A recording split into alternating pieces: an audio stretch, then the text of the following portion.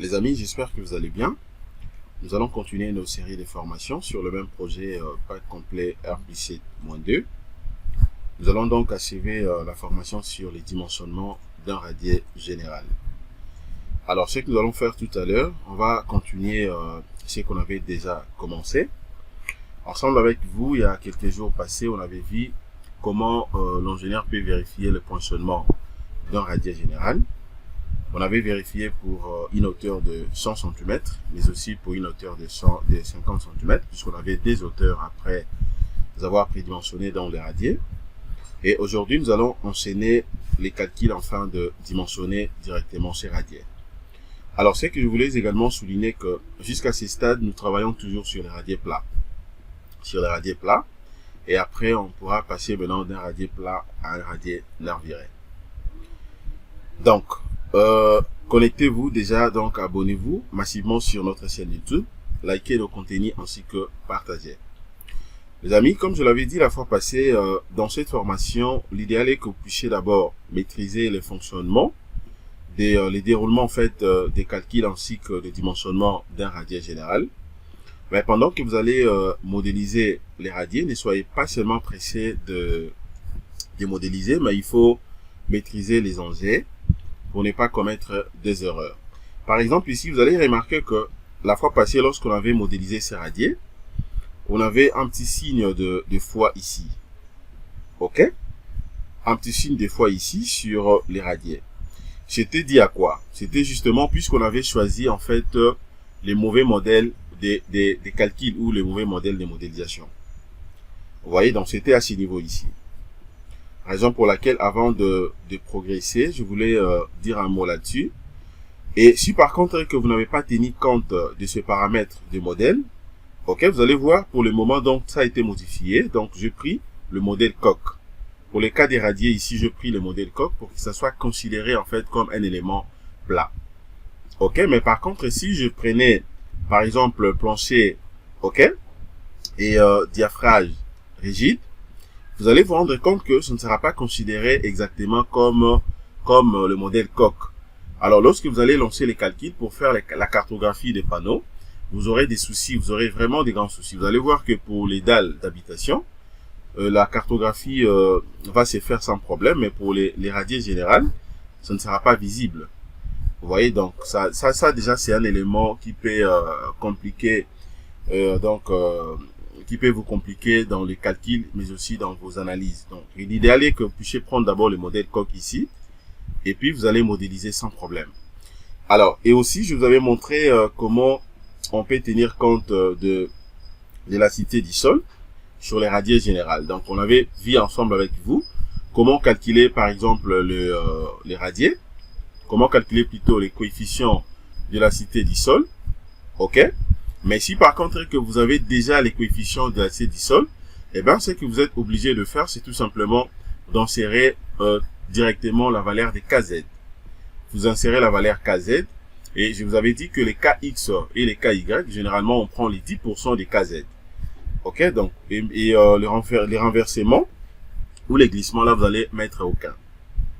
Ok?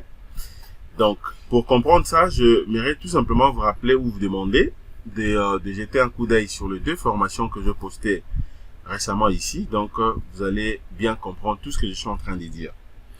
Alors, maintenant, les amis, je pense qu'on peut évoluer.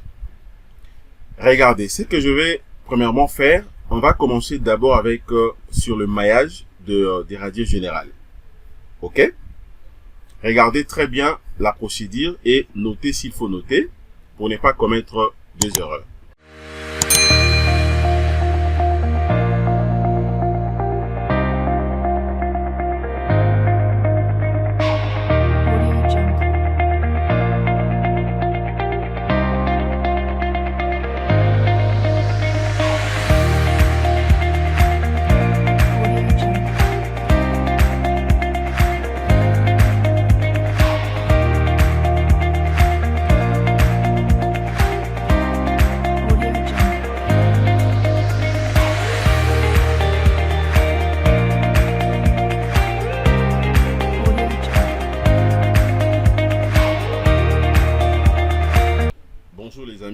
bienvenue sur Jinkonga Tutoriel et grandissons ensemble. Dans cette formation, nous allons voir ensemble avec vous comment tenir compte de maillage dans un radier général et puis calculer les radiers jusqu'à tel point que nous allons le dimensionner. Alors, comme je l'ai dit au début de cette formation, cette chaîne a été conçue justement pour aider notre communauté de pouvoir bien maîtriser les dimensionnements, mais aussi les calculs des structures. Donc, dans cette formation, nous décortiquons plusieurs sujets très intéressants qui peuvent vous aider de devenir de plus en plus expert dans les calculs des structures. Alors, ce que je vais faire maintenant, je vais faire d'abord le maillage de ces radiers générales. La première des choses à faire, c'est quoi? Je vais commencer d'abord par la sélection. Ok, par la sélection, je viens là, je vais prendre d'abord la sélection spéciale et puis par couleur. C'est beaucoup plus sympa pour moi pour ne pas sélectionner des éléments que moi je ne veux pas travailler dessus. Et donc là, je prends panneau, je vais cliquer sur attribut. Je prends directement radier plat avec son épaisseur de 100 cm. Alors, une fois que le radier est sélectionné, je viens ici. Je vais prendre donc option de génération du maillage. Je clique. Alors, à ce niveau ici, ce que moi je vais faire, je vais essayer un peu de modifier un tout petit peu et les dimensions ou je dirais même la section de maille, puisque je vais l'agrandir un tout petit peu pour me permettre, pour faire de manière à ce que tout soit beaucoup plus sympa. Donc, je viens ici. Au lieu de travailler avec la taille par défaut de 30 cm, ok, donc de 0,30 m, alors moi je vais augmenter ça un tout petit peu, je prends des 60. Ok, je prends des 60 puisque je suis en train de regarder aussi l'envergure du bâtiment. Alors j'aimerais que l'étude des radiers se fasse correctement. Je prends 60 et puis je peux cliquer de l'autre côté ici. Ok. Au niveau des paramètres de la méthode, ici également je peux augmenter un tout petit peu. Là je prends même 40. Vous voyez, donc je vais modifier. À la base, j'ai pris 0,60 m, donc 60 cm. Et puis, dans le paramètre de la méthode, là, j'ai pris 40 cm. OK? Alors, maintenant, ce que je vais faire, je peux soit rentrer d'abord ici, option avancée. L'option avancée, voilà, les 40 est là. De l'autre côté, 60. Et donc, là, déjà, c'est bon pour moi. Je me dis quoi ici? La méthode de Delaunay-Kunz, c'est génial. OK, je vais cliquer sur OK. Et puis maintenant, je viens ici, je vais donc générer ça. Alors avant de faire ça, je peux soit isoler, si je veux, je peux même isoler d'abord les radiers générales, comme ça je le fais de l'autre côté, pour que ça puisse pas beaucoup traîner. Vous voyez? Donc je peux soit l'isoler ici. L'isolement, c'est toujours important puisque ça vous donne en fait une précision de l'élément de là où vous travaillez actuellement. Vous voyez comme à présent, regardez comment j'ai l'isolé. Voilà. Déjà ici, je n'ai pas d'appui, mais ça c'est tout simplement au niveau de la cage d'ascenseur. Donc c'est tout à fait normal. Ok, mais au niveau du radier général, je n'ai pas d'appui. Donc je clique sur générer le modèle des calculs. Ok. Alors je vais patienter, je vais voir maintenant ce que le logiciel va me donner ici. Voilà. Alors, c'est comme je viens de vous dire, donc pourquoi j'ai modifié en fait le maille de ces radiers générales. C'est justement pour permettre à ce que les calculs soient beaucoup plus rapides. Ok, puisque vous le savez très bien lorsque vous avez de mailles peut-être très petites et ça vous rapproche aussi de la précision, il faut voir aussi l'envergure du projet ou des bâtiments. Ça, c'est un bâtiment RP7-2, donc en réalité, en termes de niveaux, et si je considère aussi les rez-de-chaussée, je peux dire c'est comme si que nous sommes un bâtiment 10 niveaux. Ok? Et donc, raison pour laquelle j'ai augmenté un tout petit peu pour me faciliter au moins le calcul. Là, je vais patienter puisque je viens de lancer déjà les calculs des maillages. Et donc, je patiente. C'est bon? Alors, je peux rentrer maintenant sur V ici. Je vais rentrer. Je rentre un peu rapidement là. Voilà, je prends celui ici puisque je vais rentrer vraiment sur le projet dans son entièreté. Ok. Alors, là maintenant, je peux fermer ça. je relance encore les calculs dans son ensemble. Ok. En fait, pourquoi j'ai relancé les calculs ici? Ce n'est que pour faire la descente des charges. Puisqu'il faut comprendre que les calculs d'émaillage est différent avec les calculs de l'ensemble des projets, hein, puisque là, il faut relancer les calculs. Je vais encore patienter. Voilà, déjà, vous voyez ici nombre d'horaires 0, nombre d'avertissements aussi 0. Ok, puisque je viens de porter les corrections. Ok, je vais patienter maintenant. C'est fini avec les calculs. Et donc, là, je vais vérifier d'abord d'autres valeurs ici. Voilà, là, je clique d'abord à vide. Je vais d'abord désélectionner ça, annuler. Voilà, cliquer à vide.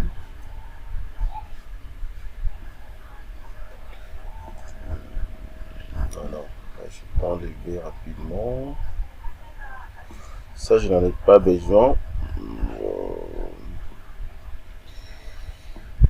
Ok, là c'est bon déjà. Je vais faire quoi également ici? Attendez. Je viens d'abord là. Je prends le LS. Ok.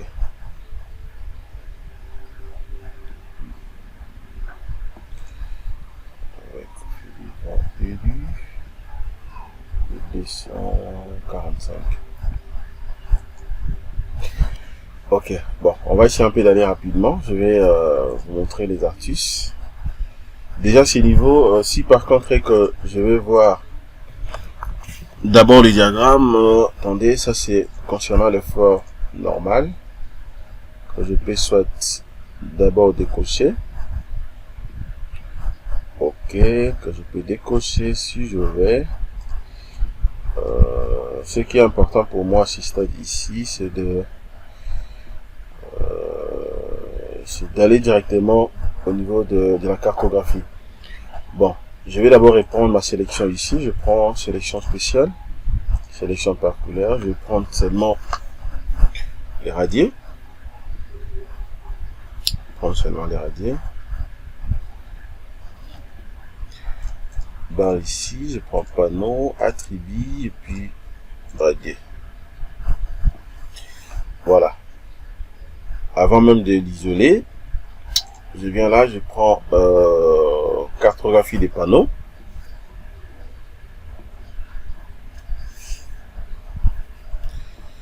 Là maintenant je peux l'isoler, je l'isole.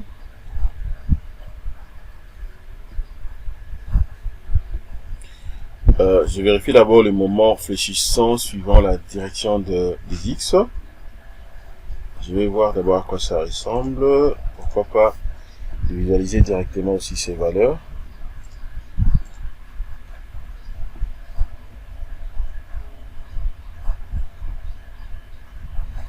Vous voyez, vous allez voir ici, d'autant plus que je n'ai pas assez des colonnes, donc c'est seulement au niveau des colonnes.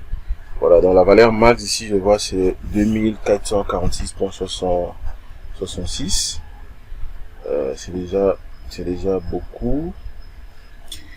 Voilà, c'est déjà beaucoup. Donc ça, je peux soit enlever. Ok.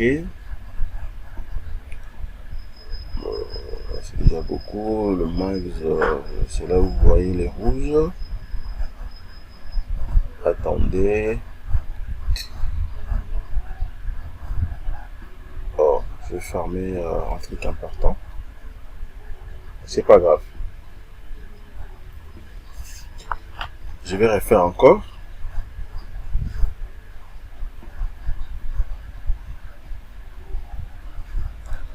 Voilà, je patiente d'abord le temps que ça tourne.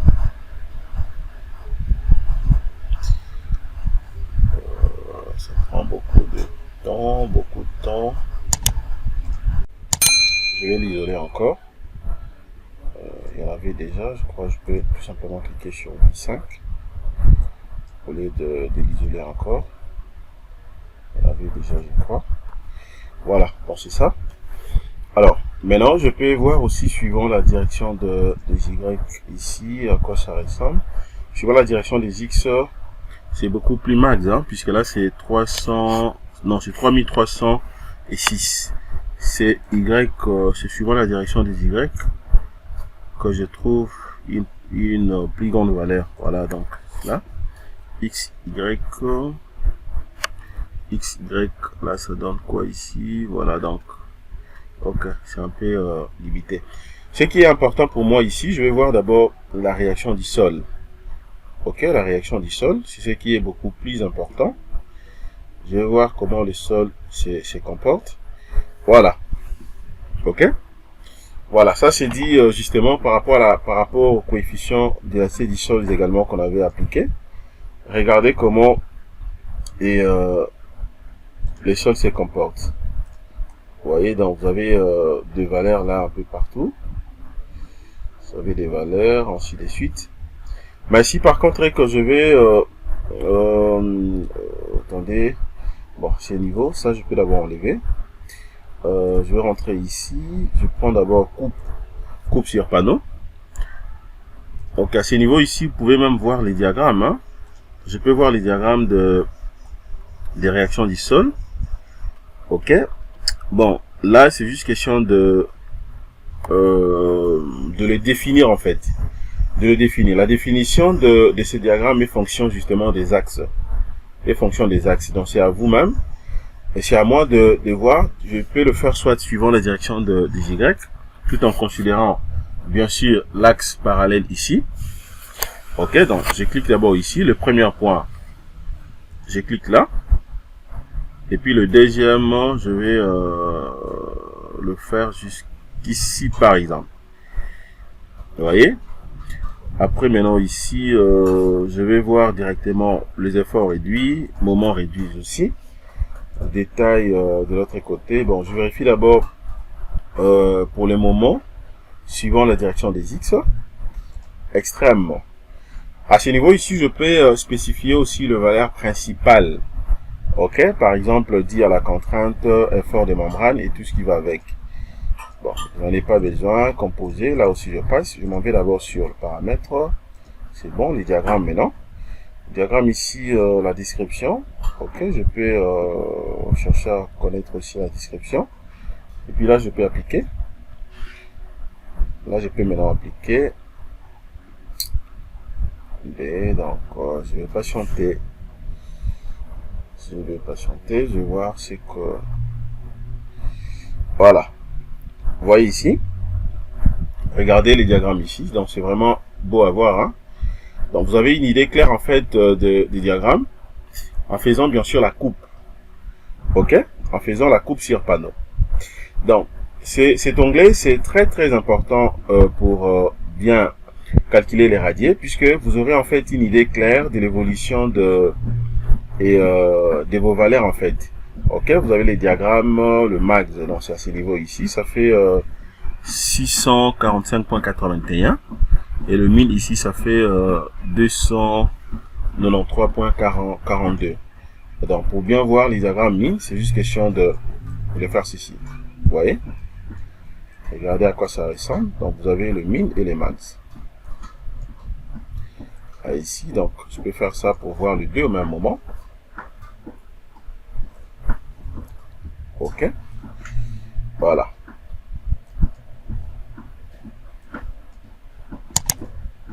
Je vais rajouter une autre coupe. Là, je peux cliquer ici. Bon, avant de faire, je peux soit cliquer sur nouvelle, hein. Je clique d'abord sur nouvelle. Ok, et puis je clique là. Et de l'autre côté. Voilà. Là, je crois que c'est bon. Parce que je n'ai rien modifié. Puis j'applique. Voilà. La deuxième coupe est là. Donc, vous voyez, vous avez également la deuxième coupe.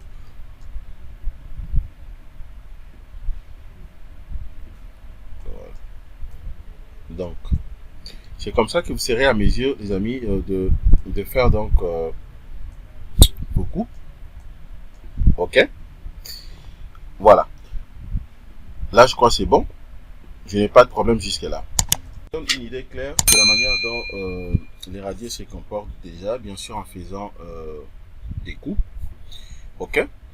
Donc, je crois concernant cette partie, on peut arrêter à ce niveau. Maintenant, nous allons voir comment les dimensionner. Nous allons voir maintenant comment dimensionner les radiers et afin de conclure par rapport à ce que nous allons faire. Merci les amis, excellente journée, au revoir.